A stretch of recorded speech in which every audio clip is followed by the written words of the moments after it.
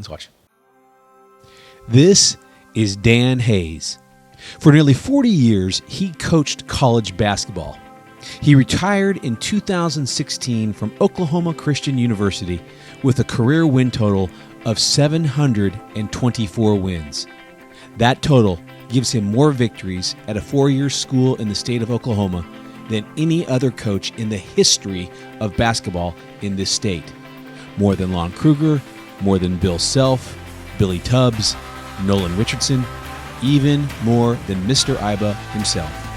And that is why in August of 2021, he is being enshrined into the Oklahoma Sports Hall of Fame. For those that played or even just knew Coach Hayes over his career, all of those wins on the court were truly secondary to the life lessons he always passed along. Coach Hayes has been described as a man of noble character, as someone with a truly kind nature, and someone who understands and practices servant leadership. This is reflected in how even now, in retirement, he gives hours of his time mentoring young people both on and off the court.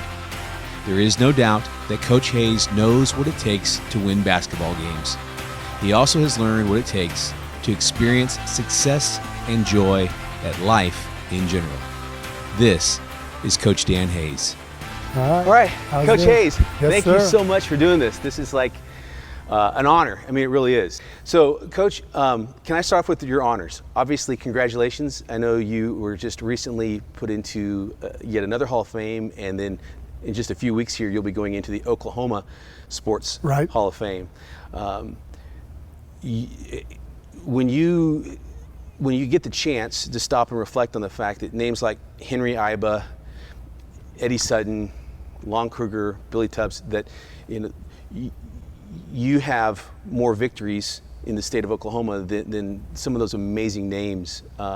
It's a tremendous amount of success. What do you look back on and attribute to the success that you've been able to experience over the course of your career? Well, it was a process, step by step. I mean, when I graduated from college in New Mexico in the 60s, Vietnam was really kicking in, and I was just a college student. They didn't have CNN, they didn't have anything like that. I didn't know what was going on. I mean, when you get a notice, your spring of your senior year in college, a bus ticket to go to Albuquerque, New Mexico to take a physical for the armed forces. Yeah. All of a sudden you get slapped in the face and what's going on?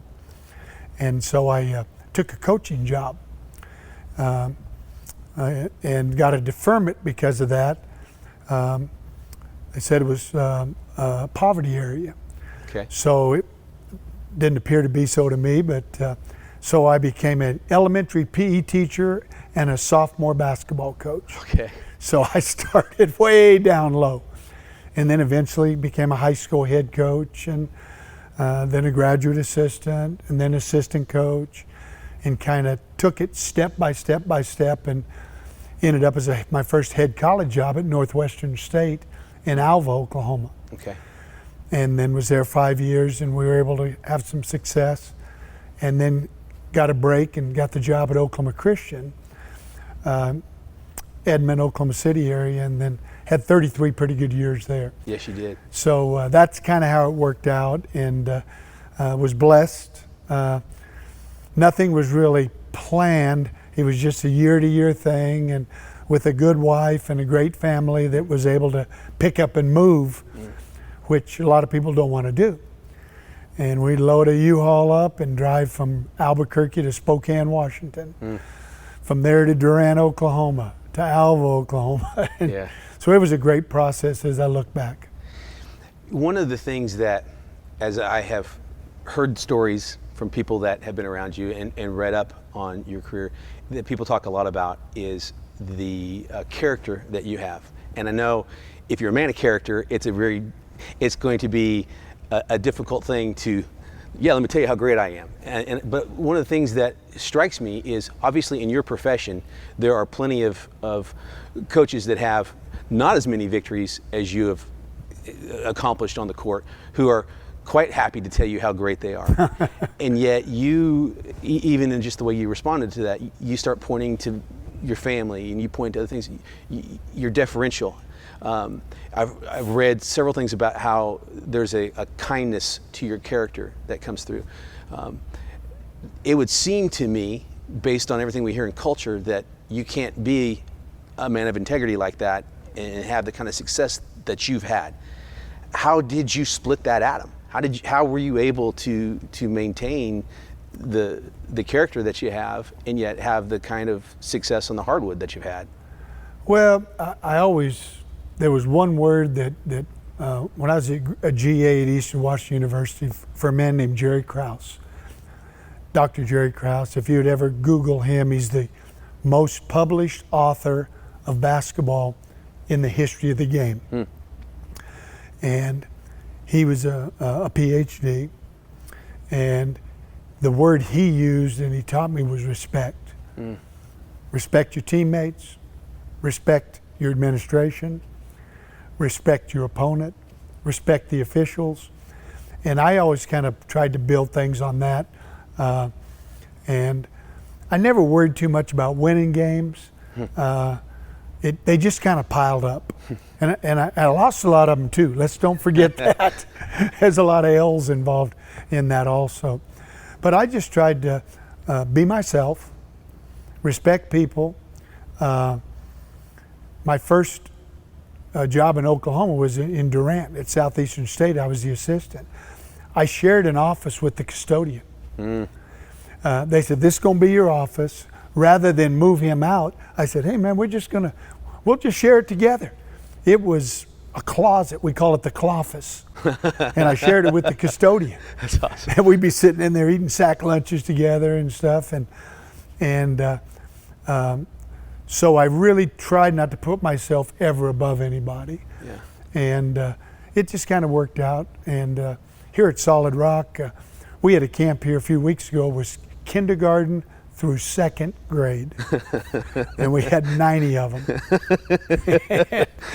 And I mean, every day I work up here and I come and go, I'll have some kid pull on my leg or something, say, hey, did you ever coach? I say, yeah, I coached a little bit, because they don't know. Yeah. And so that's kind of the way I've worked. It's pretty spectacular. Well, appreciate that. I'm curious, one of the things that I feel like we had the opportunity with resources like this podcast to do is maybe reach people who are like that little kid.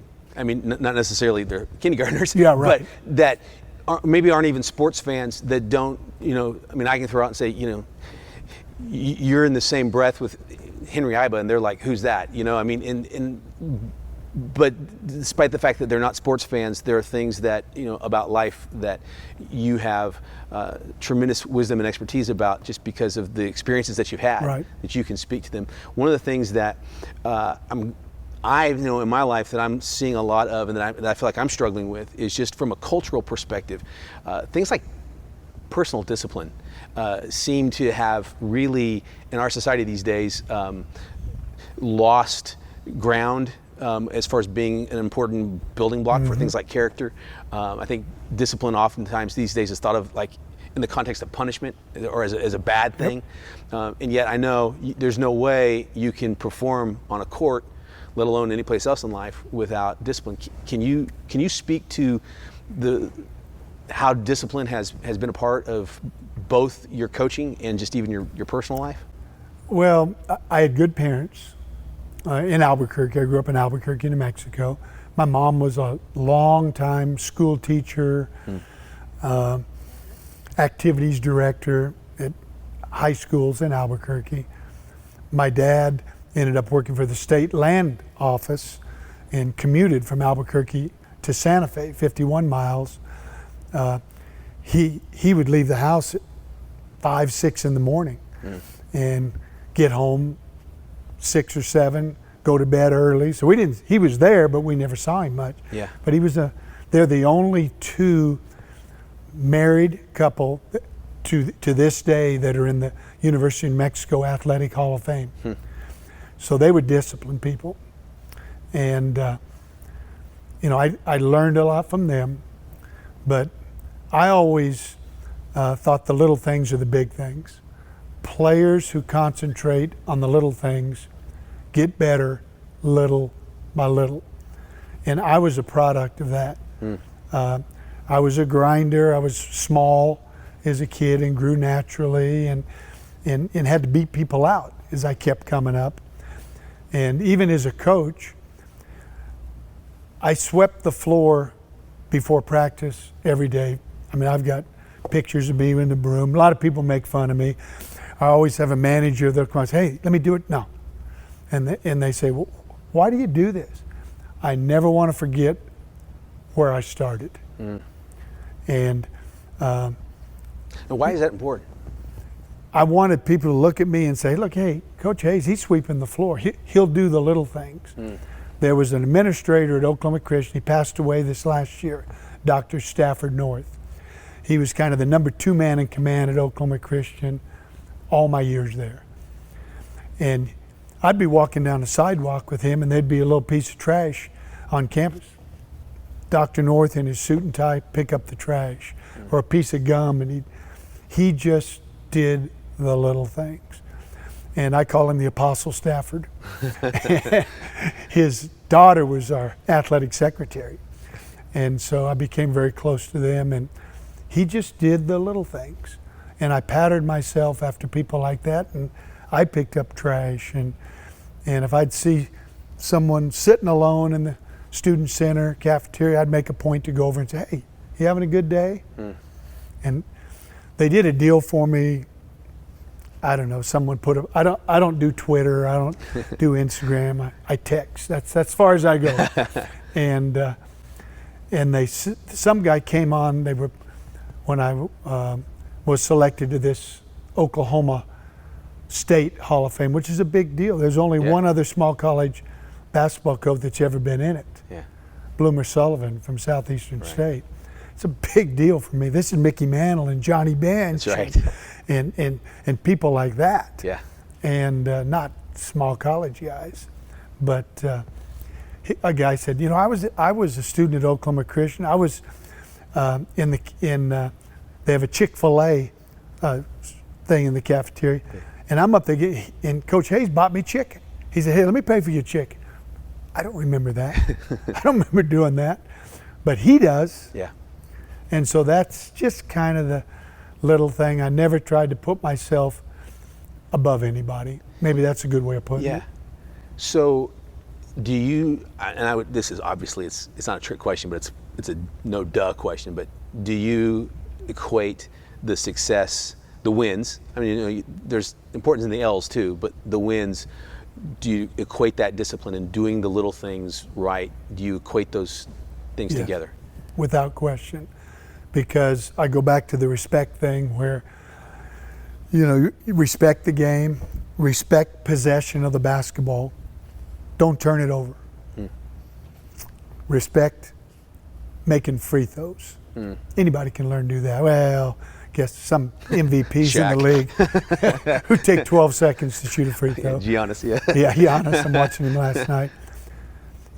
Players who concentrate on the little things get better little by little. As a coach, emphasize the little things. I never ran my teams much. When I was a college player, I didn't like running sprints at the end of the practice. I didn't like that. Because the guys that weren't involved in the scrimmaging and stuff, players 12 through 15, they were ready to go for sprints. I said, when I get to be a college coach or a high school coach, we're going to have enough drills where we run and we work. We don't have to run after practice. And the only time we did run is if we did things that you shouldn't supposed to do. And they knew if we get on the line, they knew if I said that, I was really upset. Because we didn't do it very much. And that, once again, is, to me, respecting the game, doing things right. I think in the context of coaching, but really the context of leadership, that image of you pushing the broom. And I remember the Oklahoman published a picture of you pushing that Jenny broom. Carlson did an Yeah. article, yeah. That idea of servant leadership, obviously, that's near and dear to to our hearts. But it's something I think it's so rare. Just because you're familiar with the concept doesn't mean that you're going to obviously put it into practice. You don't see many head coaches sweeping the floor. No, you don't. And yet, you're perhaps the greatest part of your legacy is not the W's on your ledger, it's the lives. It's an L, but it's not a loss. It's the lives that you have. I mean, there's this wonderful trove of people that will speak to the difference you made on their lives, and that clearly. I mean, one of the stories I enjoyed reading about was the movies that you would play on the bus. I'm not sure they liked all my movies. Yeah, well, it's like they liked them at the time. But I mean, that idea that you knew that the process has got to be, yes, on the court, the discipline and doing the little things and the grinding, but those things have also got to be off the court as well. And I think that's where the leadership became servant leadership for you. Was that something that just kind of happened over time for you to recognize that, or was there a moment when you thought? I mean, I know you mentioned I wasn't going to run. I learned that when I was a player. But what was, if there was a catalytic moment for you where you thought it's bigger than just what happens between the lines during the game or even at practice? Well, when you're a small college coach, you have a lot of time to think. Okay. You're driving vans. I mean, you're in Alva, Oklahoma, and you're playing a Saturday night game in Durant, Oklahoma. And so you're driving those 350 miles. Yeah. You play the game, and you're driving back. So you got a lot of time to think. Now, these players, they're all sleeping. Yeah. But I've got my oldies music going, and they're all wanting to ride with the assistant coach or the grad assistant because he's hip and he's listening to modern stuff. So they know if they're riding with me, I'm controlling the AM radio. How's that? And no tape decks. But you grow on people. You grow on people. So, as I just kind of reflect on these last 15, 20 minutes we've been talking, and I hear the things that you talked about that you called to mind. I hear you say how important it was to know your people. Mm-hmm. I hear you say how important it was to do the little things the right way. I hear you say how important it was to practice what you preach, essentially. So just to kind of wrap this all up, thinking about the people that could potentially watch this, and we'll put this online, and people that we don't even know will get the chance to watch this because they'll search for the right thing on Google or whatever, and it'll be just one of God's mysteries that they saw this. What would you say to the person that's trying to make their way in this world today, and they're not particularly keen on discipline, and they're not keen on being accountable to a group of other people, or they're not putting into practice some of these life lessons that got you to this place where you're not only a Hall of Fame coach, but you have this wonderful legacy with so many people just about life? What would you say to that person that maybe just... Well, that's interesting you said that. It popped in my mind because we had a camp we finished Wednesday. We had 100 kids in here to 3-on-3 camp. And there's a lot of unskilled kids. Maybe they're just starting. And I'm telling them, I said, it's not always fair. It's not always fair. If a tall kid walks down a hall in a junior high, the basketball coach at that junior high will, hey, you play basketball? And the kid might have never even picked up a ball. Or some smaller, shorter kid, nobody's going to ask him if he played basketball. Right. So it's not always fair. Some kid, here you are in camp working hard to get better and spending your summer to get better, and you've got other players at your school that are just at the pool. They don't even pick up a ball, but they have natural ability. Maybe they're tall, genetics, maybe they're quick, maybe they're faster, and they're going to be the best player on your team. And here you spent all summer. It's not fair. It wasn't fair to me growing up in Albuquerque. But the ball doesn't lie. If you spend the time and you do the right things, these other people, not all the time, but many, many of them will drift away, and all of a sudden you look up in high school and you're the guy playing and they're the guy not doing anything. It's not fair. Yeah. But if you'll put in the time and be true to the fundamentals of the game, and players who concentrate on the little things get better little by little. Yeah. They'll find a nugget somewhere that I learn every day. I have a lot of coaches call me and ask advice and stuff. I learn something all the time. I call it a nugget. I'm always looking for that nugget. Yeah. And it's not fair. But if you keep grinding, you keep working, stay true to what will get you to where you want to go, it happens. Yeah. It happens. And that's kind of who I am. And there's evidence of the work that you've put in. There's I a hope legacy so. that you've built that's spectacular. Yeah, well, I appreciate you saying that. Well, Coach, I appreciate you taking the time Oh, to talk it's with us. Thank you very, awesome. very much. My pleasure. Appreciate it. My pleasure. And congratulations. Thank you very much.